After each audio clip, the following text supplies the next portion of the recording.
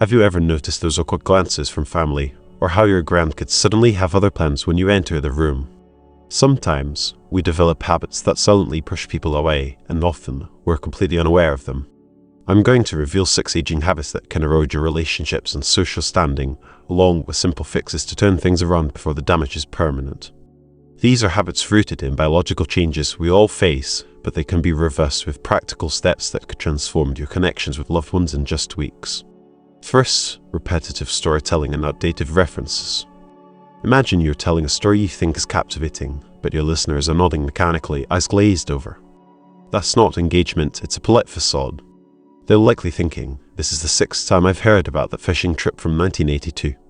They won't tell you, they'll just stop showing up. Neuropsychologists at Johns Hopkins University have found that as we age, neural pathways tied to long-term memories become reinforced, while recent experiences struggle to compete. Dr. Manta Reynolds explains that by age 70, the brain prefers older, well-worn memories, making them feel fresh to the storyteller, even if they're decades old. People rarely confront you about this habit, they quietly disengage. Consider Violet, a 73-year-old retired teacher who once lit up every room. She prided herself on her wit, regaling friends with tales like outsmarting a tricky student or her Yellowstone road trip. Unbeknownst to Violet, she'd been cycling through the same stories for 5 years. Her friends, too kind to say anything, began dodging her calls. Her weekly lunch group disbanded and secretly reconvened without her. Her grandson, Jacob, intervened, discreetly telling her Yellowstone story retelling 7 times to 5 people. He showed her the video, and Violet was mortified but grateful. To break this cycle, arm yourself with a story tracker. Keep a notebook or notes app. Each time you share an anecdote, jot down the gist and who you told it to. Before launching into a tale, check your log. Have they heard this one before? Enforce the new information rule. For every old story, pair it with something fresh, like a news show, a conversation, or even a mishap at the store. This keeps your brain present and your audience engaged. Ask a trusted family member, do I repeat myself too much? It'll feel vulnerable, and their answer might sting, but that discomfort pales in comparison to people pulling away. The second habit, neglecting personal hygiene and appearance, might be the most insidious. It repels people without a word, leaving you bewildered.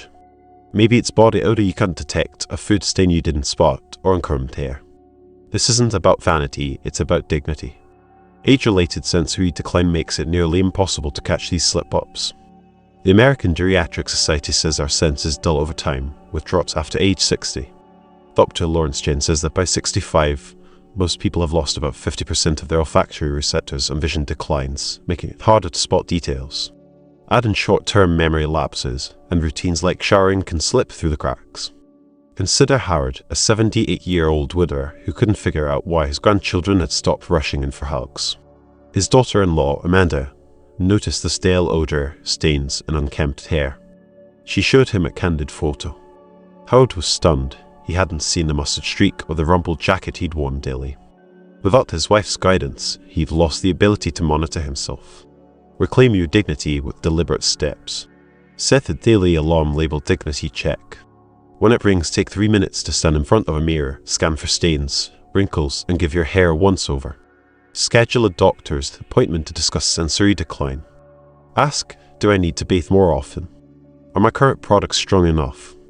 Post reminder notes saying, shower today or check shirt. Recruit a dignity buddy, someone you trust to be honest. Tell them, I need you to let me know if something's off. Don't spare my feelings. It's a humbling ask, but it's your shield against embarrassment. If you're finding these lessons useful, perhaps share this video with someone who'd benefit from it. The third habit is excessive complaining and negativity. Do you often dwell on the flaws of the modern world or lament that society is on a downward spiral? This can erode your relationships. A Harvard study revealed that chronic complainers undergo neurological changes, rewiring their brains. Dr. Rebecca Thornton's research found that the single most significant predictor of social isolation among older adults is persistent negativity. Family members are willing to accommodate age-related challenges, but a constant stream of complaints triggers avoidance behaviors. Consider Alma, a 71-year-old retired postal worker, baffled by the decline of family gatherings. His son recorded one of Alma's typical dinner conversations. In 1 hour, Alma grumbled about 27 topics. When Alma watched the recording, he was stunned. To combat this, implement the positivity reset technique. Carry a small object in your pocket.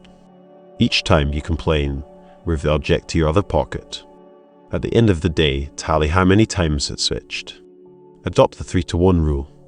For every negative comment, express 3 positive statements. Embrace solution-focused complaining.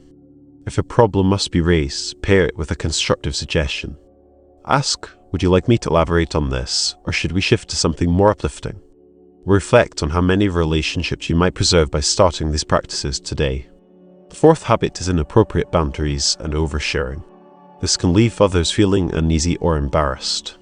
Stanford University's Aging Center found that the brain's prefrontal cortex, responsible for impulse control, undergoes degradation with age. Dr. Michael Harrison explains, as we grow older, the neural circuits that once guided us to discern what's socially acceptable begin to weaken. His team found that 82% of adults over 65 routinely shared details that younger generations perceive as intrusive. Take Beverly, a 68-year-old retired nurse, mystified when her daughter avoided bringing her grandchildren. Beverly had developed a habit of oversharing, launching into graphic accounts of her digestive troubles or intimate anecdotes about her marriage. The tipping point came at her granddaughter's birthday party when Beverly regaled the table with a vivid description of her latest colonoscopy. To address this, adopt the pause and filter method. Before sharing anything personal, pause for 2 seconds and ask, would I feel comfortable if someone shared this level of detail with me? Train yourself to read physical cues. Are people engrossed in their phones, exchanging glances, or steering the conversation? Pivot to something neutral. Establish a safe sharing list. Categorize topics into those that are universally appropriate and those that require caution. Regularly check in with yourself. Have you been making others uneasy? The 5th habit, technical resistance and refusal to adapt, does more than annoy. It erodes bonds with younger generations. Perhaps you proclaim, I don't do computers, as though it's a badge of honor. But this is a self-imposed barrier.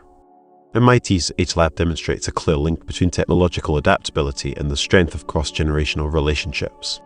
Dr. Samantha Wilson found that seniors who engaged with new tools reported a 73% stronger connection with younger family members. This isn't about becoming a tech wizard, it's about valuing staying connected. Picture Franklin, a 75-year-old retired mechanic, rejecting texting or email. At first, his grandchildren humored him, but over time, those calls dwindled. His daughter pointed out how his refusal was pushing his family away. His granddaughter admitted, we stopped trying because it felt like Grandpa didn't think we were worth the effort. Break this habit with a simple plan. Pinpoint one piece of technology that would bridge the gap. Commit to 3 5-minute practice sessions daily. Tell your family what you're doing. I'm trying to learn this because I want to stay close to you and I might need your patience. That vulnerability carries immense weight. The 6th habit, inappropriate volume control and space awareness, can create awkward moments. Maybe you're booming across a quiet restaurant or standing too close to strangers. This is often tied to physiological changes. Experts point to age-related hearing loss as a culprit. Dr. Jonathan Parker explains, by age 70, most adults experience enough high-frequency hearing loss that they unknowingly compensate by raising their voice 15 to 30% louder than what's socially appropriate. Consider Gloria, a 77-year-old retired librarian who couldn't fathom why her son's family hesitated to invite her out. Then came her birthday dinner. Her grandson recorded her recounting a family story at top volume. Nearby diners flinched, exchanging glances. When her son showed her the video, Gloria was horrified. Her hearing loss had turned her normal voice into a megaphone. Start with straightforward steps to regain control. Grab a free decibel meter app and practice speaking at a conversational level, aiming for 50 to 60 decibels. Work out a subtle signal with your loved ones to alert you when you're too loud. Book a hearing evaluation this week. Untreated hearing loss doesn't just amplify this issue, it accelerates. There you have it, the 6 aging habits and the practical steps to fix them. Just like Stanley, who transformed his relationships in 3 weeks, you too can reclaim the respect and connection you deserve. What have you learned? Share one thing you've discovered from this video and how you plan to put it into practice. If you found this helpful, you can explore other videos for insights that could be valuable to you. Your relationships are worth it.